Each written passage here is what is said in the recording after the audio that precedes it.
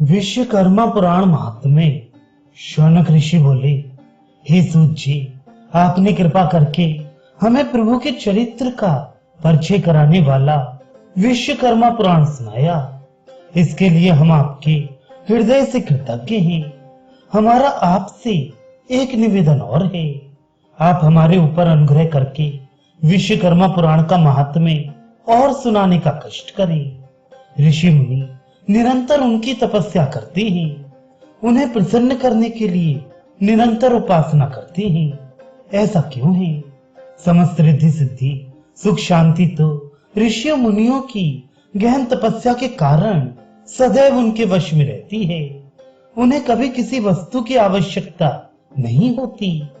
फिर भी कहते हैं कि जब प्रलय के समय संपूर्ण पृथ्वी डोल रही थी, उस समय उन्होंने प्रभु से सुख शांति के लिए प्रार्थना की थी। ऐसा क्यों है?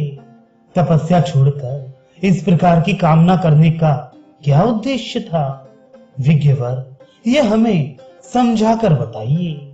ऋषियों के वचन सुनकर सूत जी बोले, हे शौनक जी तथा अन्य ऋषिगण, आपके प्रश्न का सीधा उत्तर देने से पूर्व मैं आपको ब्रह्मांड एवं पृथ्वी की गति के विषय में एक बार फिर स्मरण करा दूं, ताकि आप अपने प्रश्न का उत्तर सरलता पूर्वक समझ सके।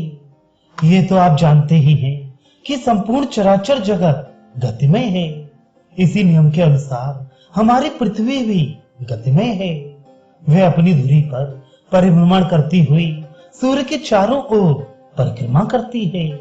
उसके परिभ्रमण से दिन रात बनते हैं और सूर्य के चारों ओर की परिक्रमा वह 360 दिन में पूरा करती है, जिससे एक वर्ष बनता है। हमारे 360 वर्ष की समाप्ति पर देवताओं का एक वर्ष होता है।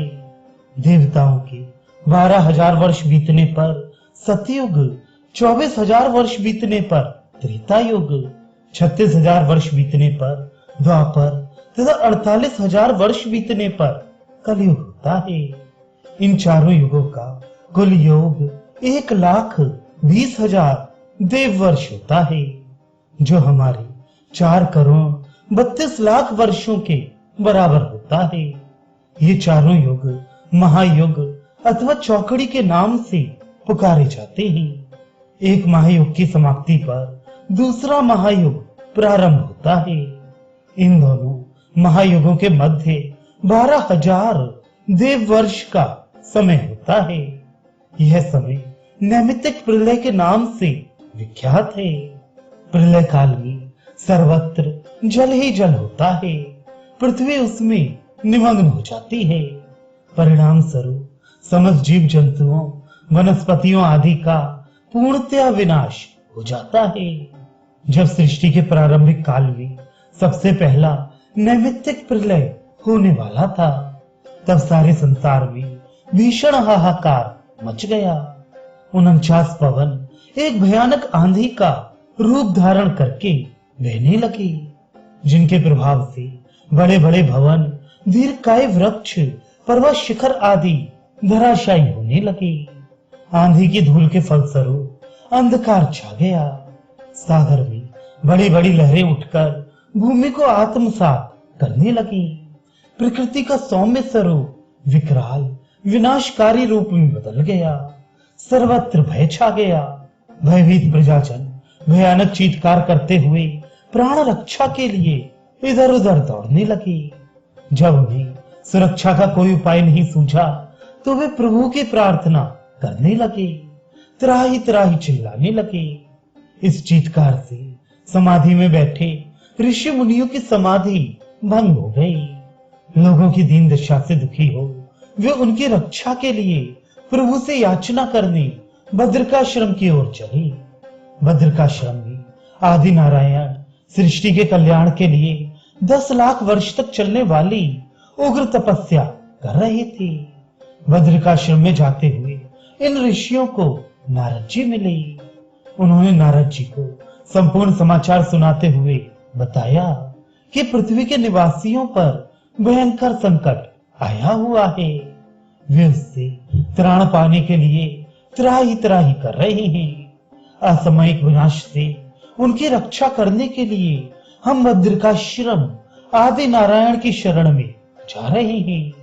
पृथ्वीवासियों की यह व्यथा सुन नारद जी उनके साथ एक सुरक्षित स्थान पर बैठकर वार्तालाप करने लगे।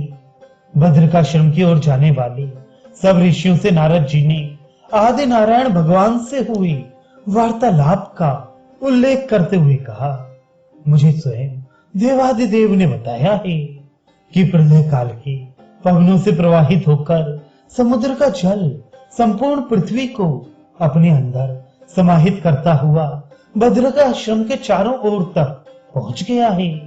नारायण की तपस्या के प्रभाव के कारण वह बद्रिकाश्रम में प्रवेश करने में असमर्थ है। फिर भी उसने बद्रिकाश्रम तक जाने वाले समस्त मार्गों को अवरुद्ध कर दिया है। अतः आप वहां जाने का विचार छोड़ दें। मैं आपके मार्ग में अभी अनायास ही नहीं मिल गया हूँ, अपितु प्रभु की प्रेरणा से आप लोगों के पास आया हूँ। प्रभु आपके तथा भूतल वासियों के संकट से परिचित हैं, इसीलिए उन्होंने मुझे आप सब लोगों की रक्षा का उपाय बताने के लिए भेजा है। उन्होंने मुझसे जो कुछ कहा है ध्यान से सुनो। उन्होंने कहा, हे नारद, प्रलय काल के प्रारंभ होने का समय आ गया है। अतः अब थोड़ी ही देर में प्रलयकालीन पवनें बहने लगेंगी, जिससे ऊंचे ऊंचे पर्वत शिखरों से भी अधिक ऊंची लहरें समुद्र में उठकर संपूर्ण पृथ्वी को अपने अंदर समाहित कर लेंगी। अतः तुम मेरी ओर आते हुए ऋषियों को मार्ग में ही रोककर उन सबको इलाचल की ओर जाने के लिए प्रेरित करो। वहां विराजमान प्रभु विश्वकर्मा ही इस संकट में उनकी रक्षा कर सकते हैं। इतना कहकर नारायण फिर समाधिस्थ हो गए।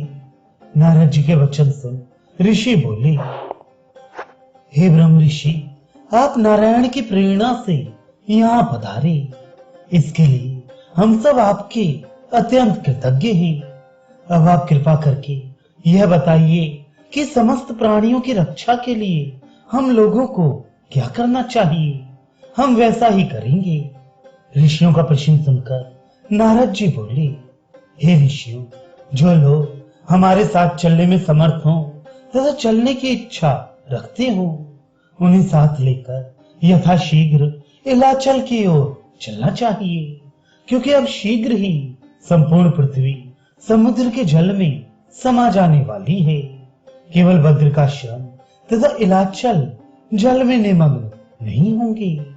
इस प्रलय के पश्चात पुनः सृष्टि का निर्माण होगा, किंतु इस समय जो प्राणी, जीव जंतु, वनस्पति, वृक्ष, पर्वत आदि जल में डूब जाएंगे, वे फिर उत्पन्न नहीं होंगे। हम जिस इलाचल पर चल रहे हैं वहां आजकल शेष नारायण अपने अंश से ब्राह्मण का रूप धारण करके वात्स्यायन आदि ऋषियों को उस महापुराण की कथा सुना रहे हैं, जिसमें प्रभु विश्वकर्मा की विविध मनोमुग्धकारी एवं सुखदायक लीलाओं का वर्णन है। जो भी इस महापुराण का निष्ठा पूर्वक श्रवण करेगा वह प्रलय के आतंकमय विनाश से सुरक्षित रहेगा।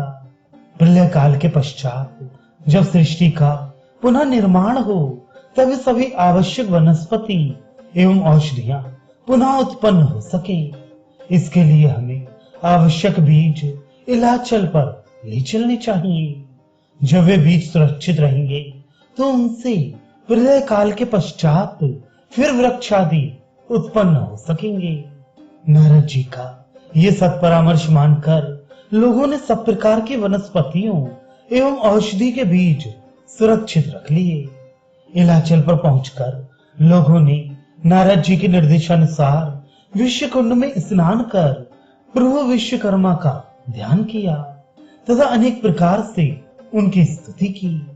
इसके पश्चात ऋषिगण चंपक वन में गए, जहां शेष नारायण ब्राह्मण के रूप में अपनी पुत्री इला तथा जमाता इलाचल के साथ बैठे प्रभु विश्वकर्मा की लीलाओं का वर्णन कर रहे थे। नारद जी सहित समस्त ऋषि एवं भूतलवासी प्रभु की कथा सुनने में इतने लीन हुए कि उन्हें यह भी ध्यान न रहा कि 12,000 वर्ष कब बीत गए। इस अवधि के समाप्त होने पर प्रभु ने स्वयं पधार कर दर्शन दिए। नारद तथा ऋषि कृतार्थ होकर नाना प्रकार से उनकी स्तुति करने लगे। उनकी स्तुति से प्रसन्न हो प्रभु ने पृथ्वी को जल से बाहर निकालकर उसे पुनः स्थापित किया। दुखी लोगों को एक बार फिर से नया जीवन प्रदान किया। सूत जी कहते हैं इस महापुराण को श्रवण करने से सब लोग जिस प्रकार प्रलय की यातनाओं से बच गए, उसी प्रकार जो स्त्री पुरुष आज भी श्रद्धा पूर्वक विश्वकर्मा पुराण का पठन अथवा श्रवण करते हैं, उन्हें सांसारिक बाधाएं नहीं व्यापती और अंत में वे भवसागर के बंधन से छूटकर मुक्ति को प्राप्त करते हैं।